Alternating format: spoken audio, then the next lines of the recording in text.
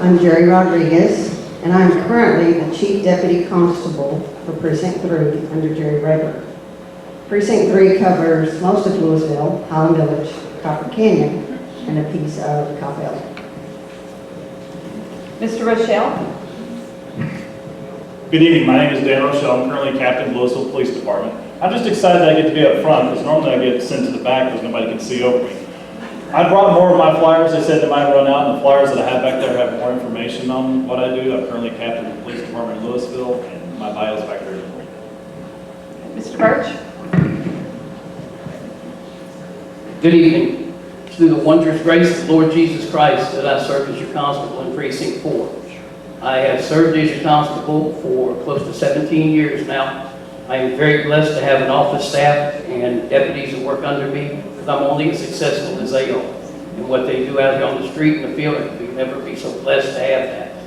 I want to just let you know that I've had a number of things that I've been involved in the office that we go above and beyond. Our legislatively mandated responsibilities we take care of. Thank you. And Mr. Fletcher? Good evening. Thank you all for having us tonight. First, I want to tell you, my name is Fletcher. I'm a sergeant at Denton Police Department. I've been there 21 years. I've served the Denton County community as a law enforcement officer that whole time. We've got a serious problem in Precinct 4. We've got a serious integrity problem, and that's why I'm running. I'd like to make an announcement today. You'll be the first to hear it. We'll announce it on social media tomorrow. But as of today, I was endorsed publicly by all 5 of the other constables in this county. So, thank you. All right, and I do want to mention that we have 2 precinct races represented here. We have Precinct 3, which is Ms. Rodriguez and Mr. Rochelle, and Precinct 4, which is Mr. Burch and Mr. Fletcher. So just please know that we combined 2 races. All right, the first question will go to Ms. Rodriguez. What are the powers of the constable's office, and how does this benefit the citizens in your precinct? Well, the constable is a very powerful position. We basically execute court orders. Those orders can come out of any court in the state of Texas or from other states. When we have that authority, we need to be very careful to execute those orders correctly. Mr. Rochelle? I can only echo what the Chief Deputy said. This is a very important position. You've got to get those papers served, sometimes in a very timely manner. Sometimes things may depend on it, child custody, divorces, that kind of thing, protective orders. Safety of the courtroom, security of the constable is a very important job, and the deputies that work for the constable is a very important job. Mr. Burch? The constable's office is its own unique law enforcement agency. We set the policies, we set the procedures, we set the standard operating procedures, and then we are tasked to live by those. And the integrity issue certainly is the most important thing that we live by out here. And you have that responsibility and more that you're tasked with that the state mandates. So you have to go above and beyond, manage effectively, and then you can provide other services.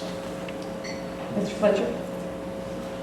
So the powers of the constable, it's effectively another law enforcement agency. Their primary function is to provide security for the JP court and also to serve and execute the papers from that court, as well as misdemeanor warrants and the other protective orders and things that come out of that court.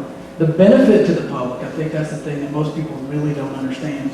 It frees up, when you focus on your job to execute those papers and that process, it frees up other law enforcement agencies so that they can focus on criminal investigations and traffic enforcement and the things that they're required to focus on. So that's the benefit. Okay. Mr. Fletcher, just keep standing. Name specific ways you can reduce costs to the taxpayer in your budget. I think there's lots of articles out there right now about some of the usage of the taxpayers' vehicles. I think being fervent and paying close attention to what we're spending our money on and focusing primarily on the duties of that office will allow us to be a lot more fiscally responsible with your money and not so wasteful. Mr. Burch? My predecessor in this office served for 6 consecutive terms.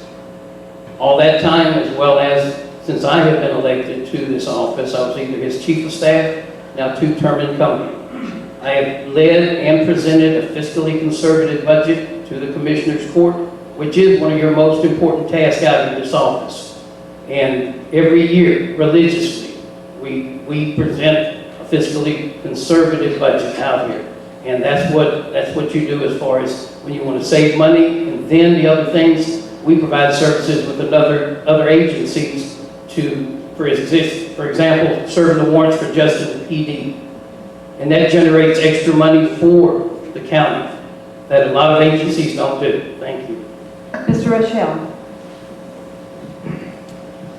I'm not currently in the constable's office, so I don't know exactly where the budget's going. I don't think any of the budget's being wasted. I certainly will look at those things. Now, I will manage the budget appropriately. In my role in Louisville, I've managed anywhere from a $1 million to $7 million budget. And I know that we painstakingly try to spend our money wisely. I don't know of any law enforcement agency that doesn't need more money. I can tell you today, as a matter of fact, there came across my desk an association for us to join that was going to cost $300 a year. That's not a whole lot of money. But I sent it down to my sergeants, wanted to know why they needed this. Do we need this? Is this going to help us as our investigators before I go to the chief and say we need to add $300 to our budget? I will look at everything and make sure we're spending our money wisely. Mr. Rodriguez? The way that we stay within our budget is we basically, I want to use a term that y'all may not understand. We stay in our lane. We concentrate on civil process. That's what we do within our precinct. The other thing that we do is we use a program that helps us to research warrants before we go out into the field. You can have warrants from all over, and you can travel miles to make contact, or you can travel miles to find out that they don't live there anymore. So we use that system to make sure that we're not using the extra gas, that we're not putting the extra mileage on the vehicles and the wear and tear. Okay. Mr. Burch, what is the most difficult thing about the position of constable, and what is your approach to dealing with it? The most difficult thing about being a constable is getting past the mystique and the way we're categorized out here. We are attacked constantly by the legislature, commissioners' courts from different, not here in Denton County, but other counties, because you have to brand your office. And that means you have to go above and beyond. You have to serve your papers, you have to bailiff your courts, you have to serve misdemeanor and felony warrants, do it effectively, and then you have time to do other things and provide services to the general public. And that's what's important. And that's how I brand my office. And it's not an 8 to 5, 9 to 5 office, most certainly is not. It's 24 hours a day, 7 days a week, holidays and weekends included, and my office staff can bear witness to that and talk to them. Thank you. Mr. Fletcher? That's a good question. I think the most difficult thing about the constable's office, or being in the constable's office, is probably maintaining that public trust. Operating with other law enforcement agencies, building those relationships so that you're mutually respected and everyone stays in their lane and takes care of their responsibility. I think that it's very easy when you're a law enforcement official to start to try to venture off into doing someone else's job. As an investigator at the Denton Police Department, I didn't go out and write speeding tickets. That wasn't my job. My job was to solve burglaries, robberies, homicides, sexual assaults. And if I didn't do my job, who was going to do it? So I think that's the most difficult thing, is staying focused. Ms. Rodriguez? I believe the most difficult thing in a constable's office, I'm going to have to talk about a friend of mine that basically told me that constables can take your home, take your children, take your money, and we can also take you to jail. Those are things that people are willing to fight for, they're willing to die for. So we need to be very educated in what our duties are, how to execute these court orders properly, and we need to make sure that we take into consideration stressful situations and that we're trained to handle those. Mr. Rochelle? Again, I've not served in the constable's office, so give me about 6 months in there and I'll report back to you on what I found to be the most difficult. I would imagine one of the most difficult things, and I believe my opponents up here would say the same thing, is getting the work done with what resources you have and what budget you have. They're not stop giving you paper. There's not people stop calling 911. We're not sitting around waiting for calls. The constables aren't sitting around waiting for paper. It keeps coming, and you've got to do that job with the limited resources you have. Ms. Rochelle, just keep standing. Keep standing. How important is the relationship of the Constable's Department to other law enforcement agencies in Denton County? I think it's very important. The constable books their prisoners at the sheriff's jail. You've got to be able to cooperate with the sheriff and their book-in staff. Constables need to get along with their local police departments. I know currently the constable, his deputies come to our briefing at Louisville Police Department. You're a team working together. And any time a constable's deputy could roll up and need to assist a municipal police officer or a sheriff's deputy or need help from one of them. Okay, Ms. Rodriguez. Well, Mr. Rochelle stole my thunder. Same thing, it's very important that you do have a good relationship with the local law enforcement agencies, because there are times when we have had situations where we have to contact the local police department to come help us. Mr. Fletcher. I think it's ultimately important. We're all on the same team. We have a different task, but we're all police officers. We're all out there trying to make your lives safer and better. Some are tasked with executing the paperwork of the court. Some are tasked with solving crimes that occur. But I think it's ultimately not just about the relationship, but it's also about the mutual respect. And other agencies should respect you as well. Mr. Burch. Your relationship with the other law enforcement agencies in your county is paramount. And that's why you can't find many police officers in any of my towns that I represent out here that doesn't have one of my cards in their pocket, to where they can call me. Police officers are not trained in civil. That's what everybody doesn't understand. That's why they defer to these agencies for that. And I have been contacted numerous times, gone out numerous times, because they called and that's that need. And I've established a very good relationship with the local law enforcement agencies in this precinct. So that's what, it is most paramount that you have a relationship with those agencies. Okay. Ms. Rodriguez. How can you apply Republican principles to the office of the constable? I believe one of the most important things that we can do is to be fiscally responsible. I do believe in the Republican Party platform, and I try to follow most of it. And, it's kind of a difficult question for me. But, the sheriff has made a commitment that he's going to stand firm if someone were to try and come into this county and violate our Second Amendment rights. Well, I'll be standing right there with the sheriff. He may want me to go away because I'm going to be like an annoying little chihuahua, wanting to get in that fight, but I'm going to be standing there right beside him. I, believe in the Republican principles of, we need to, protect our children and protect our rights. Okay. Mr. Rochelle. I'm with Chief Deputy. That's a difficult question.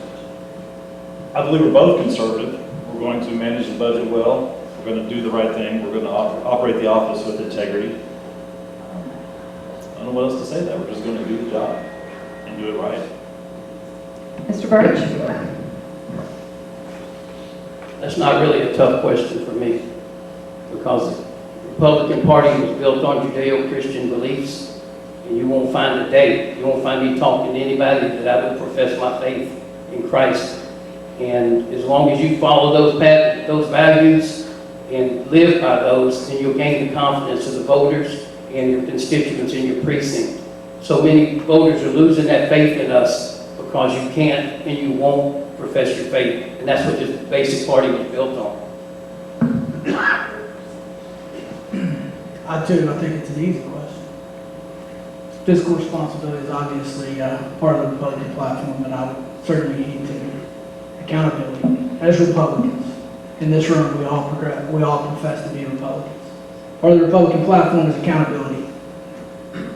Holding yourself accountable, holding those around you accountable. And I think that is the one thing that I can bring staunchly to this office, is the willingness to hold people accountable for their shortcomings and make sure that that public trust is never lost. All right, last question. Mr. Fletcher. Why are you the best candidate for this office, and name one thing about you that will be an asset? So the reason I'm the best candidate for this office is because this campaign is still pretty early. It feels like it's been going on for a really long time, but it's early. And the endorsements are already starting to come out. Local law enforcement, the constables themselves have reached out and endorsed me. That shows that relationship, they already have faith and confidence in how I would handle that office. And the one thing that I'll bring to the office above everything else is integrity. That's not a self-label. I'm not going to stand up here and tell you that I have integrity. I'll spend every day as your elected constable proving to you that I have integrity. It's what you think about me that matters more than what I think about myself or what I profess. All right, Mr. Burch? Okay. What makes me the best candidate for this office is I'm the only one with experience in this office. This is a very complex office. This isn't something that you're going to learn in 1 year, 2 years, 3 years. I've been at it close to 17 years and I learn something different every day. And that's what it's all about. And my deputies, my reserve deputies, my office staff, we work diligently together. We're a family at Precinct 4. When I'm out here on the street, I don't gain voters and I don't look for endorsements.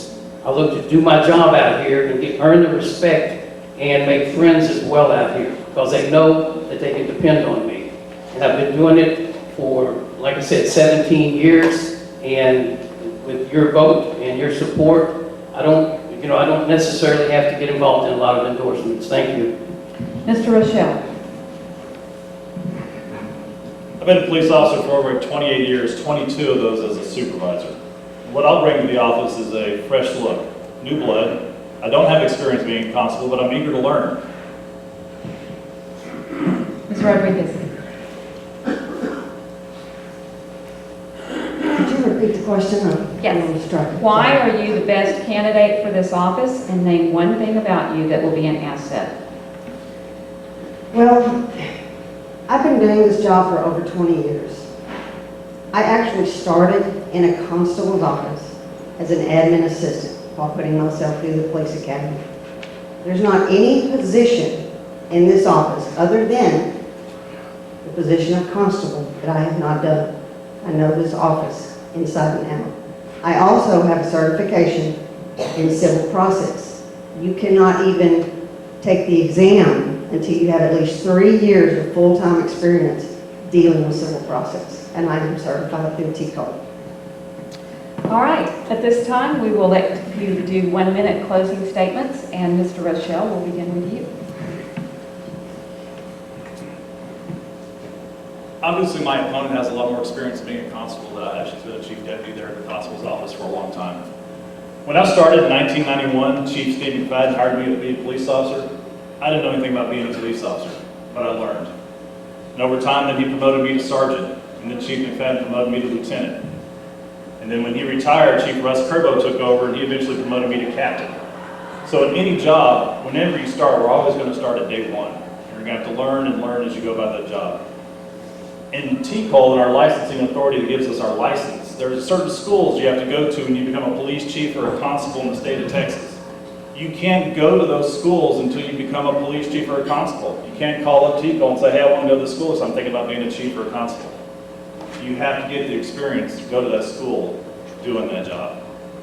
And what I'm going to bring to the job is my 28 years experience of law enforcement, 22 of those as a supervisor, and I'm going to bring fresh ideas and fresh blood to a new look at the constable's office. Thank you. Ms. Rodriguez? Well, as I said before, I started at a constable's office. My entire law enforcement career has been at a constable's office. And I think that's important. I really do. What we do is very important because if we do it incorrectly, it's going to affect the plaintiff, the defendant, and the court system. So, sorry, I lost my train of thought here.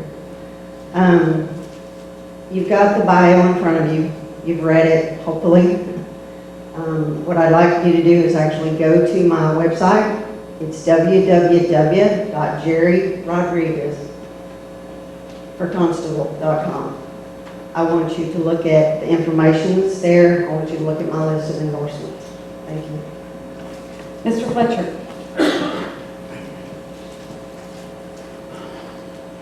The best part about living in the United States of America is every 2 to 4 years, we get the opportunity to revisit who represents us in our elected and official positions.